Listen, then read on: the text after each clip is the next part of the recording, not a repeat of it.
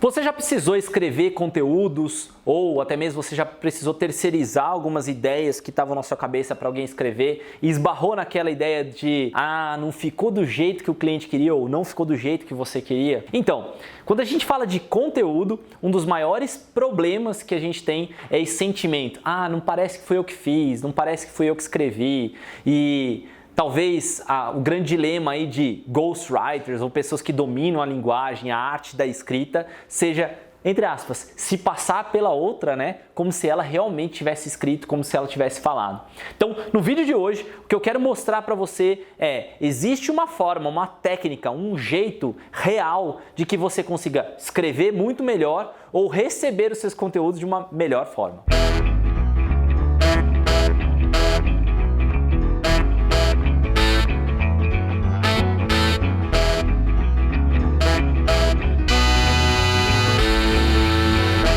E vou te dizer por que isso começou aqui dentro da Agência Mestre. Então a Agência Mestre começou lá em 2008, sendo uma agência de SEO. Ao longo do tempo a gente adicionou uma camada de conteúdo, porque conteúdo faz todo sentido para SEO, né? Para ajudar no posicionamento orgânico, de atrair mais pessoas. E obviamente, se eu tenho mais conteúdo, mais pessoas chegam no meu site. Só que chegou num determinado momento onde a gente precisava, entre aspas, se passar pelo cliente, né? Então nós somos ainda uma agência externa. A gente não faz parte do cliente. Eu não sou o cliente, eu sou um ser externo, um terceirizado. Então nessa linha, quando alguém falava pra gente, escreve um conteúdo sobre, sei lá, resíduos plásticos.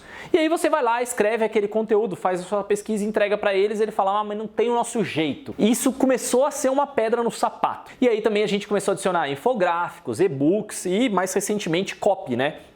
Copy no sentido de infoproduto, para vídeo, para carta de vendas, para e-mails, inbound também. Então começou a ser uma coisa mais séria. E aí veio uma recomendação de uma pessoa que trabalhava na nossa área de conteúdo, hoje é gestora da área, a Carol. A Carol chegou um dia para mim e falou assim, Fábio, para esses projetos aqui eu estou fazendo isso aqui. Uma coisa que eu chamo de manual do tom de voz. Segundo ela, você aprende isso como jornalista, né? Você aprende isso. E até já conversei com outras pessoas que já viram esse modelo nosso e falaram, eu sou jornalista, eu nunca aprendi. Talvez na sua faculdade, na sua graduação, no seu modelo você aprenda sobre o manual do tom de voz. Mas se você não aprendeu ainda, legal, que você vai aprender uma coisa nova no dia de hoje. E o Manual do Tom de Voz foi um documento criado e hoje a gente tem para todos os projetos aqui na Mestre, onde o nosso time de conteúdo, ele se preocupa em entender o jeito com que aquela marca ou pessoa fala para o mundo. No meu caso, teve uma palestra no Fire recentemente, né? Depende, obviamente, quando você está vendo esse vídeo, em 2019. Eu dei uma palestra no Fire onde eu mostrei o meu manual do tom de voz. Ele é algo que o meu time, no caso a Thaís, que está ali atrás, ela vem do meu jeito, assistindo os meus vídeos, acompanhando esses vídeos, as gravações, conversando comigo no dia a dia. Ela foi pegando todo esse conhecimento, toda essa linha geral e ela descreveu num conteúdo um explicativo de como é que o Fábio fala, como é que esse personagem, né, essa pessoa aqui que está aqui no vídeo aqui para você, ele vai falar. E por que isso é útil? Porque na hora de escrever um e-mail, que às vezes eu não posso escrever um e-mail, eu posso falar, eu queria um e-mail sobre isso, sobre aquilo, ou em um artigo a gente manter o mesmo estilo, ou num e-book manter o mesmo estilo, do jeito que eu falo, o jeito que eu escrevo, né? Ou simplesmente numa carta de vendas, ou numa leitura de um TP que eu preciso ler para fazer um comunicado ou um vídeo específico, a linguagem já vai estar alinhada com o que eu estou acostumado a falar, a linguagem que eu estou acostumado a me conectar com você, porque eu tenho um estilo, um jeito aqui de falar, cada um tem um jeito de falar com a sua audiência, com o seu público, com as outras pessoas. Então na hora que eu mudo esse jeito, se eu entrego isso em um TP para mim, eu não vou conseguir ler. Eu vou ler e não vou conseguir falar para você. Possivelmente eu vou travar na hora do TP ou vou, se for de um jeito muito prodígio aí, um cara muito mágico e tal, vou ler de um jeito, vou falar de outro, né? Talvez, eu não consigo essa parada, mas se alguém conseguir, tá tudo bem. A linha geral é que se eu lesse isso, eu ia falar, putz, mas não tá do jeito que eu tô acostumado a fazer, do jeito que eu tô acostumado a falar. E aí acontece o terror das agências, que é o retrabalho. Então quando você coloca um conteúdo de um jeito onde a pessoa não aprova, não tá no tom dela, você vai acabar tendo uma reprovação naquele conteúdo e vai ter que trabalhar mais tempo nele. Quando você tem um retrabalho, você está gastando dinheiro, gastando tempo e dinheiro daquelas pessoas para fazer ajustes que já poderiam ter sido previstos. Então, para diminuir as chances de retrabalho, o que eu vou te mostrar aqui agora? Vou te mostrar os passos básicos para você conseguir criar um manual do tom de voz. Então, dando os créditos totais aí para Carol, que trouxe isso aqui para Mestre, para Thaís, que me mostrou meu próprio manual do tom de voz, que é legal saber disso, né? Que você tem um estilo, que você tem uma linha. Eu roubei algumas das principais frentes do meu próprio manual do tom de voz, e eu não peguei de nenhum cliente específico, mas colocando aqui para você, a primeira coisa que é importante é você descrever quem é aquela pessoa, tá? Você vai colocar ali no seu manual do tom de voz o que você entendeu daquela pessoa, sei lá, Fábio Ricota, empresário, dono de agência, tem tantos colaboradores, nascido em tal cidade, eu sou do sul de Minas. Por quê? Porque tem jargões específicos que eu posso adquirir. Morou há tanto tempo em Minas, mora há tanto tempo em São Paulo, para a gente ver que brincadeira que eu posso fazer. E aí vem 4 coisas que eu separei aqui que são fundamentais para você ter no seu manual. Obviamente que o meu manual é bem extenso e dos nossos clientes tem vários níveis de detalhes, mas lembrando que a fonte é sempre o que está disponível. Então, por exemplo, para criar esse manual e criar manuais de clientes, a gente abre o vídeo, vídeos do YouTube, abre o Instagram, a gente lê materiais que estão escritos no próprio site, a gente lê folhetos, tudo que tiver disponível, até mesmo fazendo entrevista com aquela pessoa para saber o jeitinho que ela fala, tá? Então, sempre baseado, não é baseado em achismo, é baseado no que você realmente está vendo, está lendo, está consumindo de informação. Então, a primeira linha que eu vou colocar aqui para você é que você tem que ter o tipo de escrita. Tem gente que adora escrever os textos em terceira pessoa, tem gente que adora escrever em primeira pessoa, no meu caso, sempre em primeira pessoa. Eu gosto de comunicar direto com a minha audiência, né? Como se eu estivesse falando. E tem gente que tem a preferência, quando se escreve alguma coisa, ou quando ele escreve um e-mail, né? Por exemplo, ou quando faz um vídeo, ele se coloca em terceira pessoa. Então aqui a gente julga mais se está em primeira ou terceira pessoa. Segundo item, que aí vem as grandes variações, que é o tal do vocabulário. Coisas como adjetivos positivos, negativos. Então eu faço aqui vários exemplos para vocês. Se você for começar a prestar atenção nos vídeos, eu falo, pô, isso aqui é top, isso aqui é muito bom, é muito massa. Essas são palavras que eu uso como adjetivos, né, para dizer que uma coisa está sendo legal. Ou eu posso ter coisas negativas como, isso é tosco, isso é ruim, ou eu não curto isso, ou eu não compraria. Coisas como essa eu normalmente estou usando para o lado negativo. Então você vai ter os adjetivos positivos e negativos. Coisas que também eu sempre repito, né, jargões. Eu falo, e aí, beleza? Eu faço assim com o dedinho, né? Eu faço assim, até inclusive num dos vídeos recentes a galera fez essa brincadeira comigo. Lá no outro canal, vai lá ver o react do meu outro vídeo e eles botaram até uma estrelinha no meu joinha, né? Que é o mesmo joinha que eu faço desde o primeiro vídeo que eu gravei. E sei lá, cara, é uma coisa que surge naturalmente. Assim como o final aqui do vídeo, eu sempre falo, então se você gostou do vídeo, deixa aí seu like, dá o seu joinha, se inscreve no canal e eu te vejo na próxima. Eu sou o Fábio Ricota e esse é mais um episódio do Mestre TV. Eu sempre falo, e esse é mais um episódio do Mestre TV. Essa frase é meio que um bordão, meio que um jargão, uma coisa que eu sempre estou repetindo e acaba fazendo parte do meu vocabulário. Você vai notando palavras, né? Eu falo muito, você vai notando. Eu não falo você vai notando ou você está notando. Não é desse jeito que eu falo meio numa linguagem mais coloquial do dia a dia e não tô nem aí. E eu falo não tô nem aí também, deve estar dentro. É engraçado, o pessoal tá rindo. Mas você vai notando pequenos jeitos com que você vai colocando a informação. Por quê? Porque na hora de escrever, por exemplo, para um texto, para um TP, tem que estar na mesma linguagem. Obviamente, numa linguagem escrita, eu vou caprichar um pouquinho mais. Se você for olhar os meus artigos escritos no blog da Mestre, eu tenho um capricho um pouquinho maior, mas ainda deixo uma linguagem muito mais leve. Tem uma linha também que é engraçado também, que lembrei aqui, que é a linha de cumprimentos. Então, por exemplo, eu falo, e aí galera, beleza? Opa, beleza? E aí, tudo bem?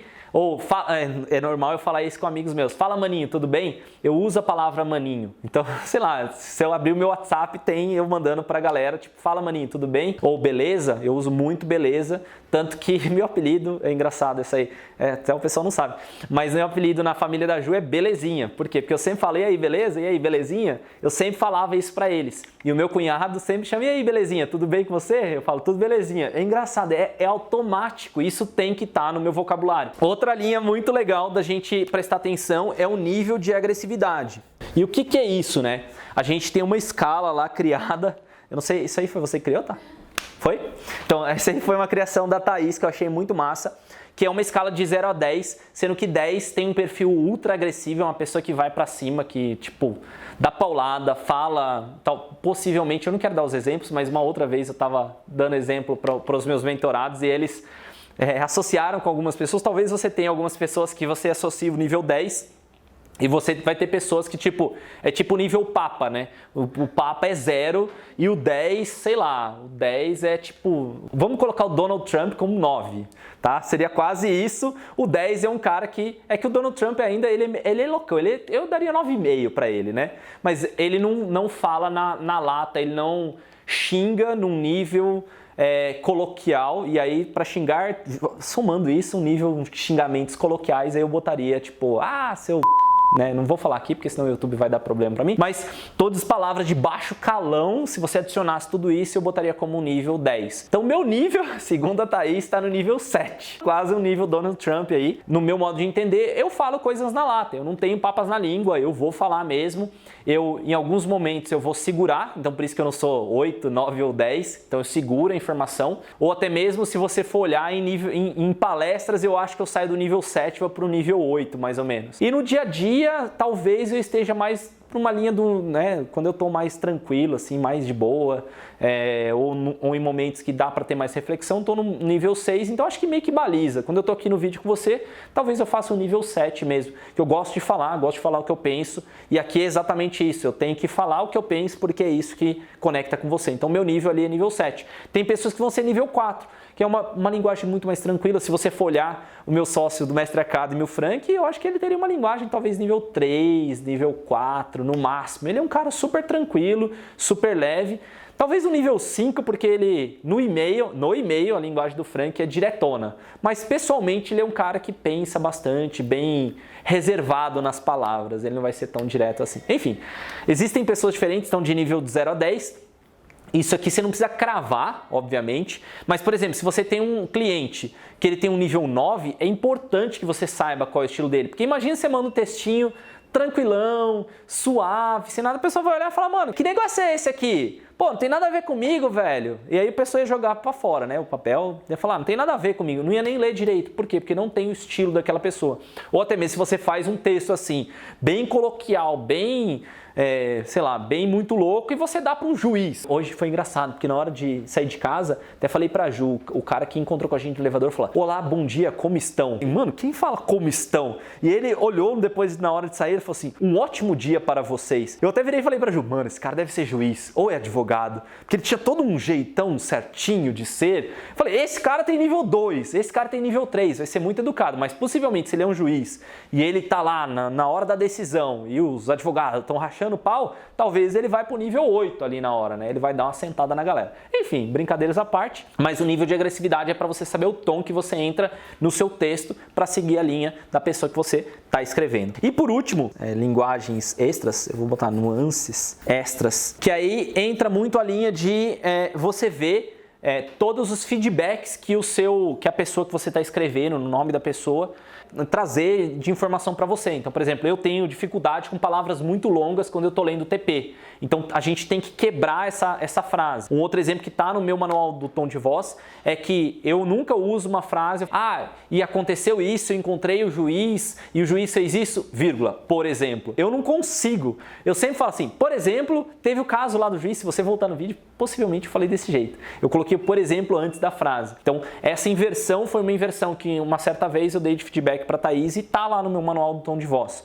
Ou ainda, eu já falei de palavras grandes ou palavras que eu não consigo falar. Se porventura eu vou gravar um vídeo e a Thaís notou ali que eu tô penando para poder falar aquela palavra, por exemplo, ontem eu estava penando para falar a palavra vertiginosamente. Acho que eu fiquei uns 5 minutos tentando repetir vertiginosamente. Não consegui. Se eu tivesse vendo, né, a gravação, eu nunca mais ia colocar isso, eu ia procurar um sinônimo. Eu colocaria, olha, existe uma dificuldade para a pronúncia da palavra tal. Às vezes às vezes a pessoa não consegue falar. É o típico, você vai assistir o Jornal Nacional lá, foi o quê? Anteontem? Não, sexta-feira. Tava o Rodrigo Bocardi lá e ele teve umas palavras lá que ele não estava conseguindo falar. Acho que a primeira frase que ele foi falar no Jornal Nacional, sexta-feira, ele errou 2 palavras. Então, possivelmente, no TP, eu teria feito o ajuste para aquele tipo de palavra ele não usar novamente. E tem um que eu gosto bastante, um tema de nuances extras, são temas polêmicos. Por exemplo, no meu manual do tom de voz, eu não entro na questão política. Eu até relutei para falar para você sobre Trump, né?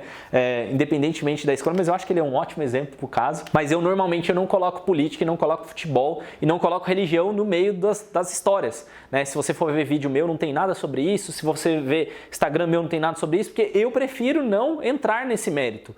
É uma linha que está direto lá no meu manual do tom de voz, que se porventura vem uma copy com uma comparação entre Donald Trump e Bolsonaro, ou Donald Trump e Xi Jinping, né, que hoje eu vi um negócio lá da China, enfim, vai ter essas comparações, cara, eu não vou entrar nesse mérito. Se tiver essa comparação, eu vou falar, tira esse exemplo.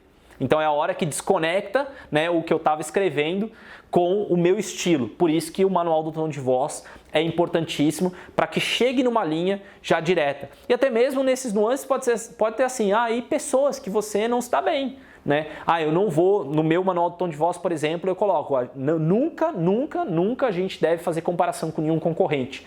Você nunca vai ver um vídeo meu, um comentário meu, um e-mail meu, fazendo uma comparação direta com um concorrente nosso. Eu posso até choramingar na minha sala, falar de corredor e tal, mas é contra o meu manual do tom de voz. Eu não vou tornar público alguma comparação que eu tenho, nem que seja mental, e eu tenho comparações mentais, eu acho que isso é importante. Eu tenho as minhas comparações, eu resmungo nos meus cantos ali alguma comparação, mas isso não tem que ser evidente no meu discurso, isso não tem que estar presente no meu discurso. Eu acho que isso, acima de tudo, eu tenho que ter o respeito profissional pelos outros que também estão trabalhando. Esse é o meu entendimento. Pode ser que não seja o entendimento de outros. Inclusive, no mercado americano, falar de concorrência é um argumento do marketing, é liberado lá. Você fala assim, essa caneta aqui preta é muito melhor do que a vermelha, porque a preta ela dá mais clareza, dá mais contraste, enquanto a vermelha não sei o que. Você pode fazer isso. O estudo mostrou que 80% das pessoas preferem a caneta preta, porque a caneta preta é muito melhor que a caneta vermelha. Isso pode se fazer lá no mercado americano,